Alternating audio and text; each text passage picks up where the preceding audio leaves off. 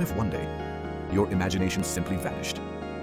No dragons, no stories, just silence.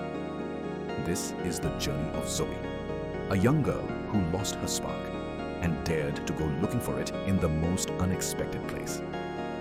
In a cluttered room filled with sketchbooks and crayons sat Zoe, once a storyteller, a dreamer, now just staring. Her half-finished drawing of a dragon lies untouched. She tries to imagine, but nothing comes. Her spark is gone. On rainy afternoon, Zoe wandered alone. Her boots splashed in puddles. She whispered to the wind, "Where did my imagination go?" Then, a stumble, a fall. Down, down she went, through a manhole that hadn't been there a moment before. Zoe landed, not with a crash, but afloat. She opened her eyes to glowing tiles and flickering signs.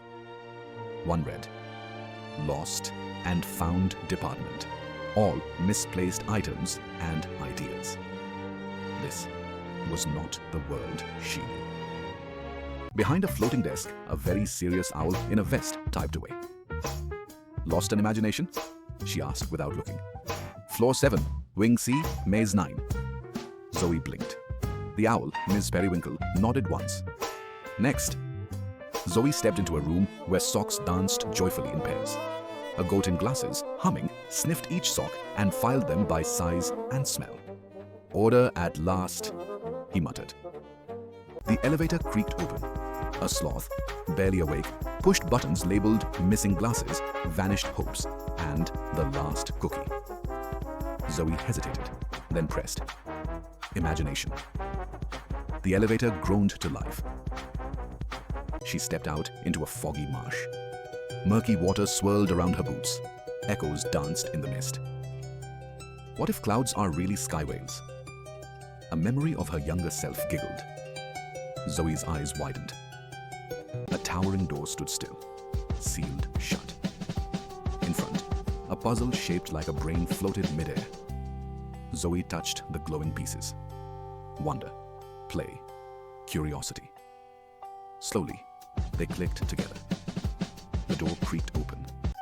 She entered a jungle of junk, drawers bursting with old keys, buttons, and forgotten things. A raccoon archivist peered over glasses. "Trade me a memory. I'll give you a map." Zoe nodded. Rows of hamster wheels spun wildly. Hamsters in suites powered machines that churned glowing thoughts into jars. One hamster paused and handed her a sparkly one. "Flying city idea," it read. Zoe gasped.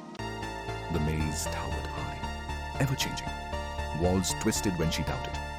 Doors vanished when she hesitated. She tried to picture a way out, but nothing came. Her heart sank. Just as she slumped to the floor, a chameleon in a lab coat appeared. "I'm Tumble, an emotional cartographer," he beamed. "Let's map your mind." Zoe smiled, her first real smile in a while. Together, Zoe and Tumble wandered through a field of forgotten games. Hopscotch grids, board pieces, imaginary tea sets. "I played pirates here, with my dad," she whispered. A warmth stirred inside. They stepped into a solemn room. Grown-ups sat quietly beside labeled files. Painter, inventor, author. She saw a woman who looked just like her, staring at a blank screen. Was it her future self? Tape reels whirred. "No time. Too tired. It's silly." Endless adult voices echoed in the dim corridor. Zoe covered her ears. "Make it stop!" she cried. A tornado of unfinished ideas spun wildly. Flying pancakes, invisible pets, dancing pencils. Zoe laughed, a real belly laugh. And with it, the storm began to calm. A giant gate shimmered before her. "To pass, draw what you fear," said a voice. Zoe sketched a blank page, then added sparkles. "Blank isn't empty, it's potential." Inside, glowing ideas floated in crystal bubbles. Some looked like dragons, others like brand new colors. One bubble pulsed gently. It had her name, her imagination. Waiting. Miss Periwinkle returned, clipboard in wing. You may take it back, but it comes with responsibility. Zoe nodded. I'm ready. Her spark lit once more. Tumble handed her a postcard. For when you get lost again. They hugged, tight. She waved goodbye, heart full. Time to go home.